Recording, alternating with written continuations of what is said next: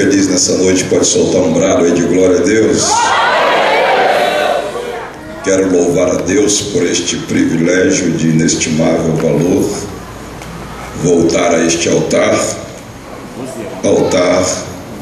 utilizado pelo meu nobre, grande amigo, pastor Marcelo Bruni, homem que a gente tem um apreço assim muitíssimo especial, tanto por ele quanto por sua família, e também aprendemos a admirar esse ministério, essa igreja.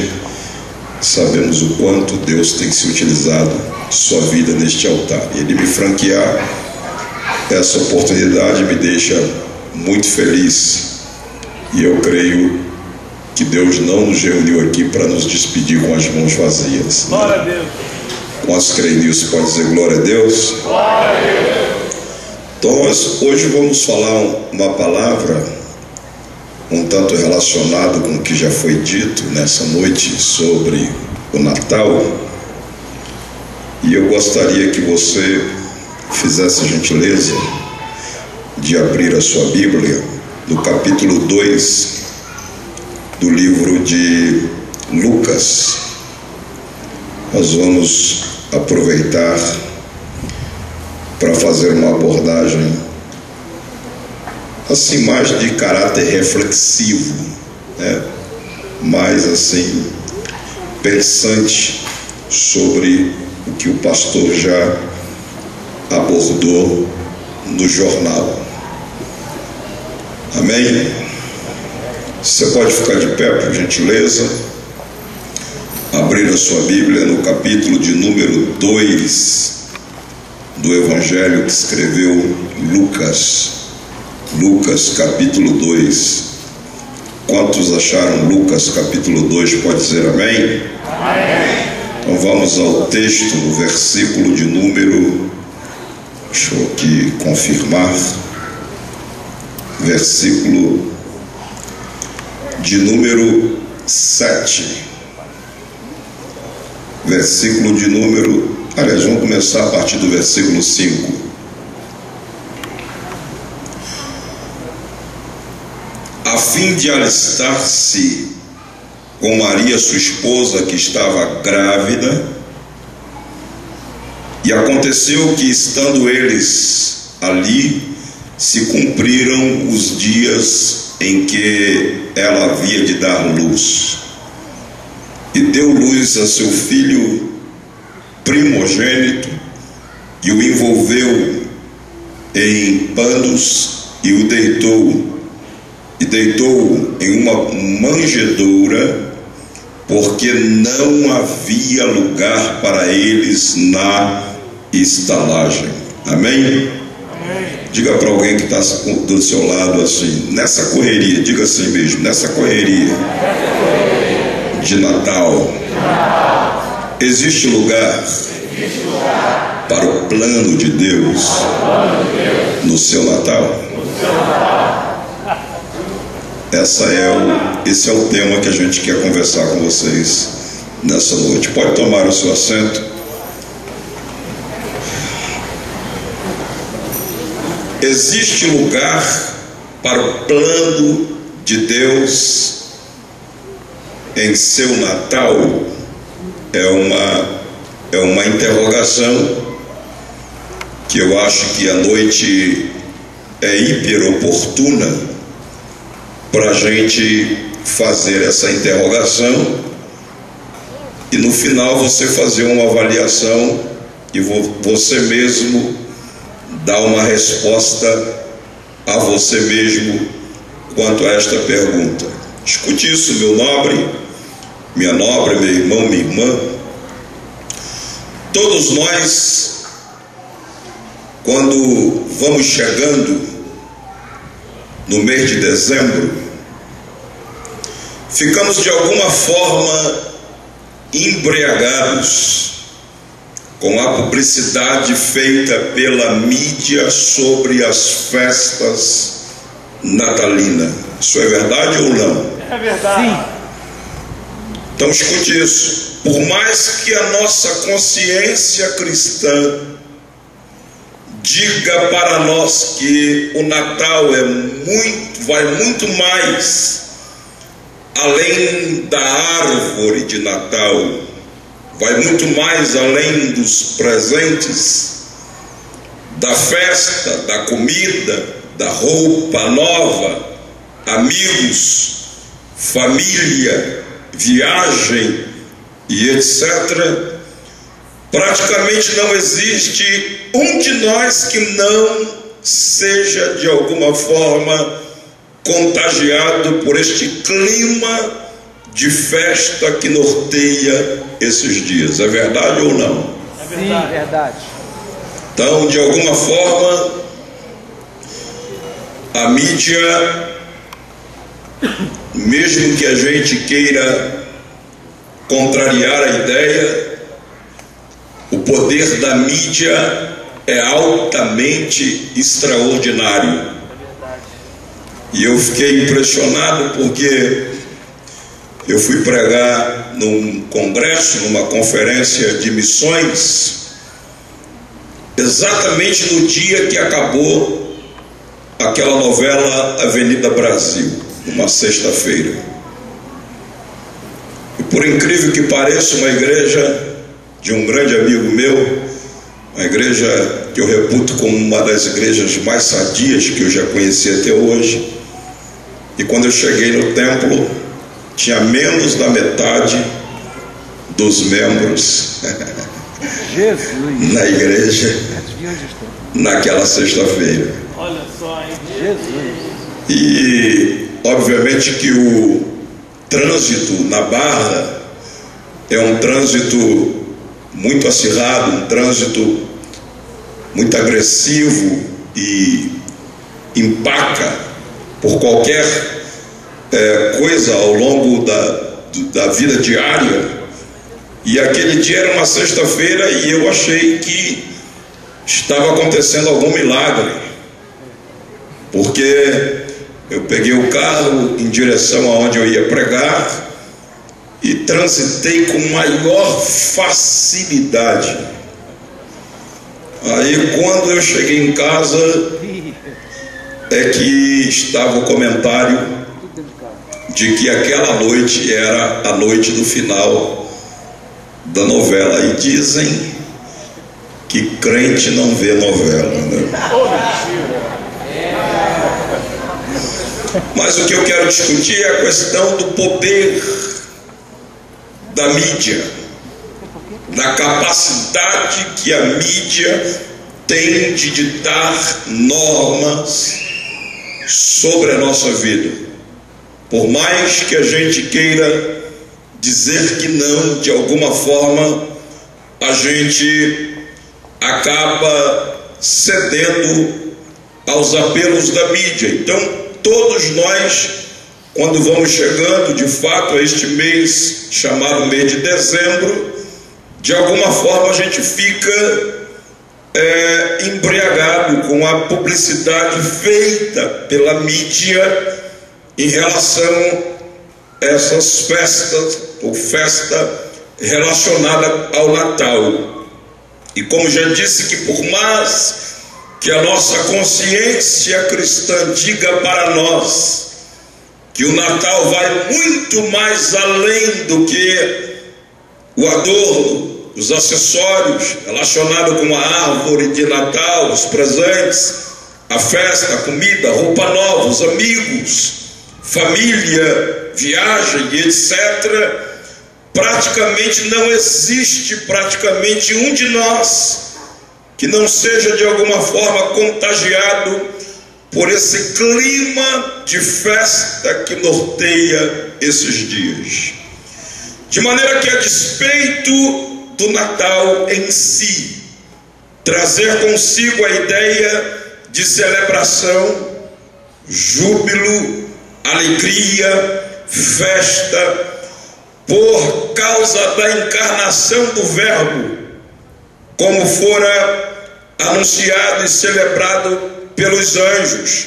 Se abra sua Bíblia aí e dá uma olhada no capítulo de número 2 do Evangelho que escreveu Lucas, e você vai perceber no verso 9 ao verso de número 14, o texto retratando o que é que ocorreu no dia do nascimento de Jesus. Olha o que diz o texto a partir do verso 9. O texto diz: apareceu-lhe um anjo do Senhor, e a glória do Senhor cercou de esplendor, e foram tomados de grande temor.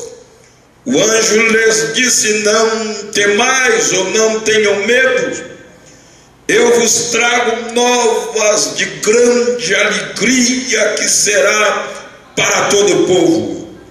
De maneira que na cidade de Davi vos nasceu hoje o Salvador, que é Cristo, o Senhor. Isto vos servirá de sinal: achareis o menino envolto em panos e deitado numa manjedoura. No mesmo instante apareceu com o anjo uma grande multidão dos exércitos celestiais, louvando a Deus e dizendo: glória a Deus nas maiores alturas, paz na terra entre os homens a quem Deus quer bem. De maneira, meu nobre e minha nobre, meu irmão e minha irmã, que a despeito da mídia se utilizar muitas vezes desta festa bíblica chamada Natal, com objetivos escusos, objetivos à parte da palavra de Deus, nós não podemos ignorar que Natal é momento de celebração. Aleluia. Natal é momento de festa. Natal é momento de júbilo. Natal é momento de alegria. Porque o que seria de mim, o que seria de você, se o Verbo não houvesse encarnado? Aleluia! Natal retrata exatamente um dos maiores milagres a favor da salvação da humanidade, que foi a encarnação do Verbo. Aleluia! E quando o Verbo encarnou, se vestiu de pele, de carne, osso e músculo, e veio habitar entre nós na plenitude da sua glória, não apenas os homens aqui na terra deveriam celebrar com júbilo este fato altamente nobre e relevante, mas até os anjos se reuniram num grande coral celestial e começaram a tributar, dar louvores ao Rei dos Reis, ao Senhor dos Senhores. Você pode levantar a sua mão e jubilar nesta noite, porque nós estamos em clima de Natal. De maneira, meu nobre, que nós servos de Deus, não podemos celebrar o Natal apenas na periferia ou na superficialidade da festa natalina ou das festas natalinas, estimulado por essa mídia que está aí. Verdade. Como já disse meu pastor, me antecedendo, que há uma inversão de valores dentro desse processo de celebração. E às vezes essa inversão é tão contundente, é tão forte, é tão expressiva, que acaba me embriagando, que acaba te embriagando, e você tira o foco do Verbo encarnado, que deu a sua vida na cruz do Calvário para a remissão dos seus e dos meus pecados, e coloca o foco exatamente no Papai Noel, coloca o foco na árvore de Natal, coloca o foco nos presentes, coloca o foco num consumismo exacerbado, coloca o foco em alguma coisa que não dignifica, que não exalta, que não tributa, que não dá louvores, que não dá adoração a Deus.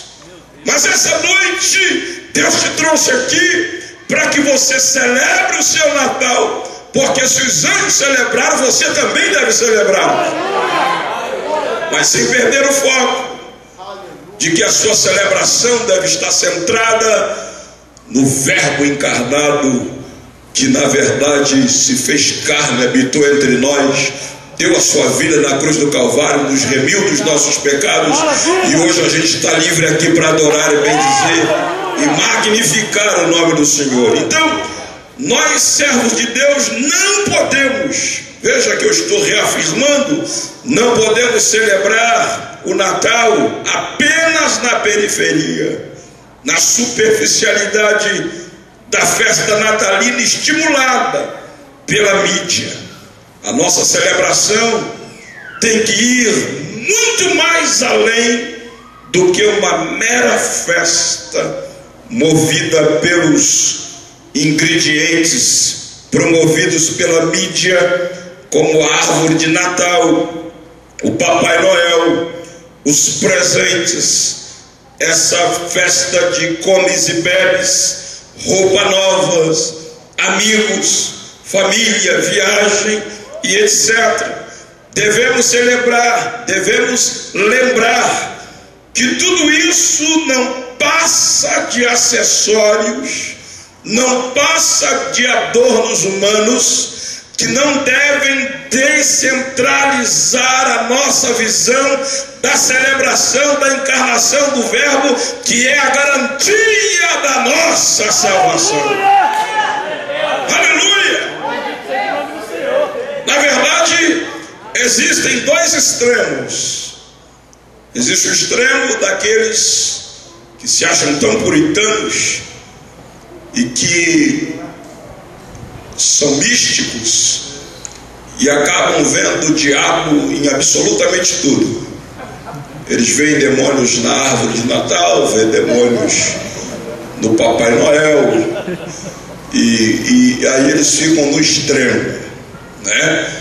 E acabam de alguma forma não se envolvendo, mas esse não envolvimento não é um envolvimento de caráter racional, é um envolvimento de caráter místico, alienado exatamente de princípios bíblicos. Então existe esse extremo, e esse extremo é um extremo, na verdade. Existe o outro extremo, que é o que eu acabei de compartilhar. A gente tira o foco do Verbo encarnado e acaba colocando o foco em elementos os quais vem exatamente do paganismo, como já foi externado aqui pelo nosso pastor, centralizando a celebração do Natal na árvore de Natal, do Papai Noel, centralizando a celebração do Natal no comes e bebes, centralizando a celebração do Natal na troca de presente, nas festas, nas viagens e no consumo exacerbado. Então são os dois extremos.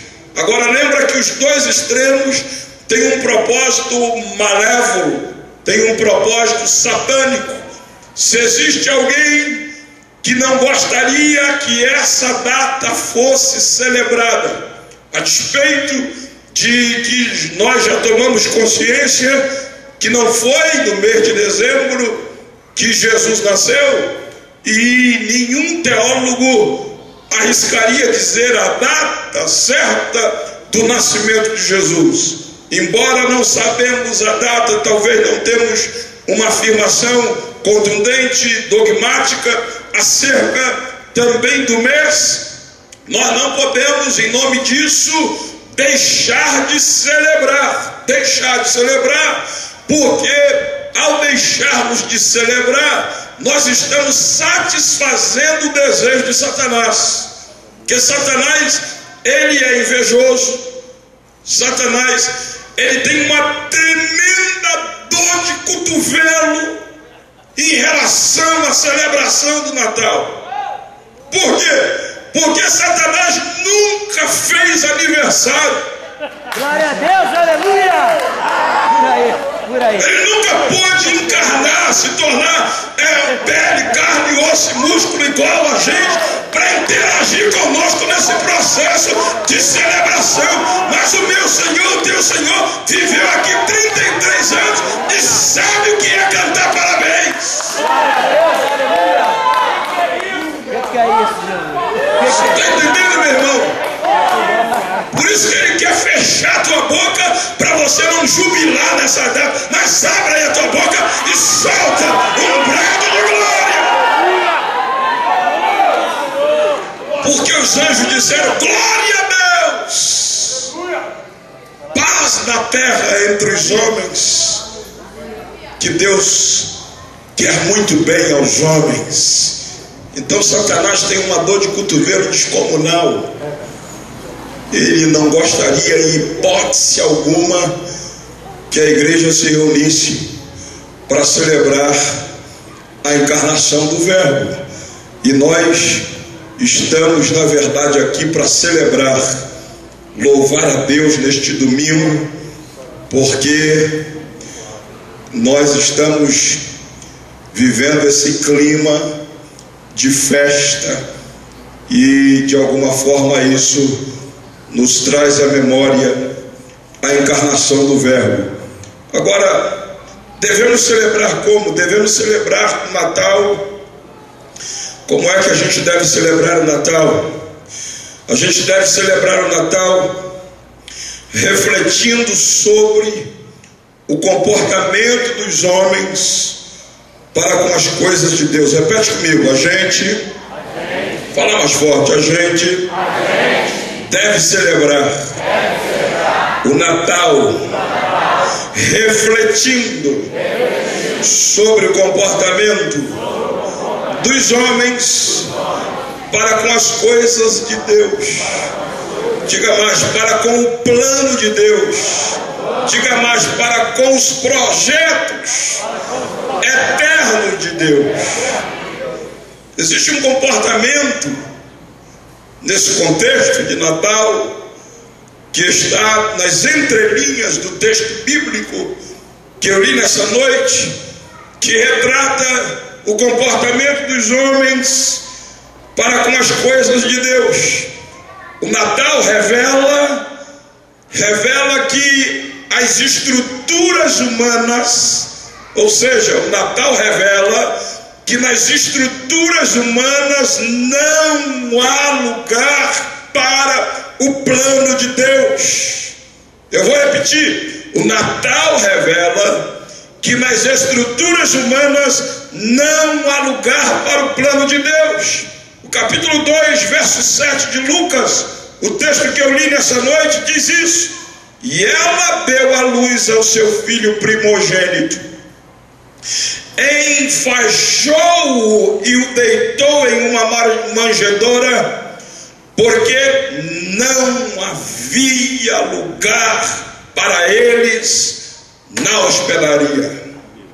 Por isso que eu perguntei para você, nessa correria de Natal que nós estamos inseridos no seu contexto, há lugar para o plano de Deus no seu Natal? Há lugar para Deus no seu Natal? Há lugar para louvor a Deus no seu Natal? Há lugar para adoração no seu Natal? Há lugar para quebrantamento no teu Natal? Ou você está tão embriagado com as festas pronunciadas pela mídia que você chegou aqui totalmente desnorteado, preocupado com o cartão que você vai comprar, com o presente que você vai comprar, que você não tem nem clima para adorar? Mas essa noite o diabo já perdeu, porque você vem aqui para adorar. Quem vem, levanta a mão e solta um brado de glória. Na estrutura humana contemporânea, como nos dias que Jesus nasceu, não existe lugar para Deus na celebração do Natal. Por exemplo, aquela hospedaria poderia ter entrado para a história, poderia ser hoje um dos maiores centros turístico do mundo. Se o proprietário discernisse quem era o hóspede, e se Jesus tivesse nascido nela, ela perdeu a maior oportunidade da sua vida de ter hospedado nela o plano de redenção do mundo. Mas mudaram-se as figuras, e o mesmo regente que endureceu o coração do hoteleiro daquela hospedaria está tentando endurecer o meu e o seu coração, para que passe batido diante dos nossos olhos. E para isso ele tem criado figuras para substituir o Verbo encarnado, com o objetivo de que passe batido e não exista lugar na sua casa, na sua família, na sua igreja, no seu coração, para hospedar o Cristo encarnado. Mas aqui eu denuncio que o diabo quebrou a cara, porque aqui há lugar para o meu Senhor. Ele mora nessa casa. Se Ele mora no seu coração, solta aí um brado de glória para me escutar. De maneira que é uma das maiores oportunidades de Natal para você hospedar dentro de você um projeto de Deus, para você gerar dentro de você um projeto da parte de Deus. Certamente o dono da hospedaria, quando viu José e Maria chegarem na hospedaria procurando um lugar para se hospedarem, perguntou. O que ele perguntou? De onde vocês são? José respondeu: de Nazaré. Aí o dono da hospedaria já conhecia um ditado popular que circulava e que dizia: pode vir alguma coisa boa de Nazaré. E aí diz que não se achou lugar para eles na hospedaria. Se fosse alguém de Roma, se fosse alguém que estava chegando de Jerusalém, se fosse alguém de Atenas ou de qualquer outra capital do mundo, certamente haveria lugar. A Bíblia recomenda-nos, escute isso, meu nobre, como já disse o meu pastor, que este é um clima que muitas vezes nos estimula a traçar uma meta, de muitas vezes colocar o chapéu ou a mão aonde a gente não alcança. Você está entendendo, meu irmão? Mas o Natal retrata exatamente alguma coisa contrária. A Bíblia recomenda não desprezar o tempo das coisas pequenas. O profeta disse: quem despreza o dia das coisas pequenas? Paulo disse que Deus escolheu as coisas vis deste mundo para confundir as coisas grandes, mas Deus escolheu as coisas loucas deste mundo para confundir as sábias. Deus escolheu as coisas fracas deste mundo para confundir as fortes. E quando tem gente megalomaníaco querendo colocar a mão aonde o seu chapéu não alcança, eu e você, mesmo que não tenhamos um centavo para comprar uma rabanada, nós somos riquíssimos pelo fato de hospedar o Rei dos Reis, o Senhor dos Senhores. Espero que esse sapato novo não te impeça de dar glória a Deus. Espero que esse terno novo não te impeça de dar glória a Deus. Espero que esse carro zero que você trocou não deixe você de pescoço empinado a ponto de chegar aqui, ficar de perninha cruzada e não levantar a mão para não amassar o paletó. Mas aqui a glória já desceu. Libera um brado de glória.